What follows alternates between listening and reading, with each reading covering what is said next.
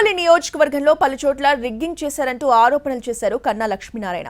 YCP ఓటమి భయంతోనే ఇదంతా చేసిందని మండిపడ్డారు. దీనికి కౌంటర్ ఇచ్చారు మంత్రి అంబటి. రిగ్గింగ్ కు పాల్పడింది కూటమేనంటూ విమర్శలు గుప్పించారు. ఈ ఘటనపై ఎలక్షన్ కమిషన్ కి ఫిర్యాదు చేస్తానని చెప్పారు అంబటి.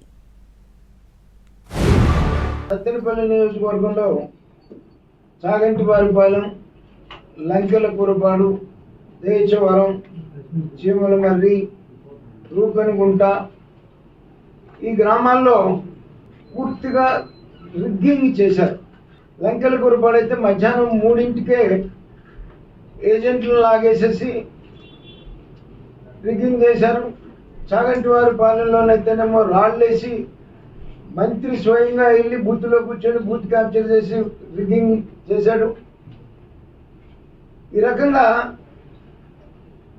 అంటే 5:30కి వెళ్ళి ఆయన బూత్ క్యాప్చర్ చేసి రిగ్గింగ్ చేసి ఎన్ని ఓట్లు చేసుకోవాలని వెళ్ళాడో నాకైతే అర్థం కావట్లే. మరి ఎంత తెలివితేటలు ఉన్నాయో అనేటువంటి పరిస్థితి కూడా. ఈ రకంగా గొడవలు సృష్టించాలనేటువంటి ప్రయత్నం ఓటమి భయంతో చేశారు. ఒక ఫ్రస్ట్రేషన్లో ఈ నియోజకవర్గంలో మేము గెలవలేమనేటువంటి ఉద్దేశంతో ఒక విష సంస్కృతిని తీసుకొచ్చేటటువంటి ప్రయత్నం చేస్తున్నారు.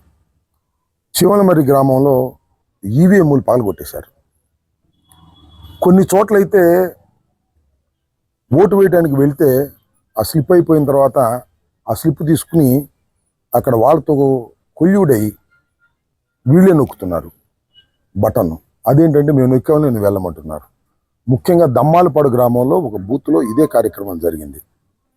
నార్నపాడులో కూడా ఇలాగే దౌర్జన్యం చేసి బూత్లో ఉన్న ఏజెంట్లు లాగేసి వాళ్ళే ఈవీఎంల మీద బటన్స్ మీద నొక్కునేటువంటి ప్రయత్నం చేశారు.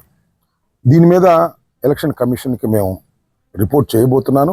కొన్ని చోట్ల పోలీసులు అసమర్థతగా ఉన్నారు, లేకపోతే అలసత్వంగా ఉన్నారు, లేకపోతే వాళ్ళతో కొల్యూడయ్యారు, అర్థం కానటువంటి పరిస్థితి కూడా కనిపిస్తూ ఉంది.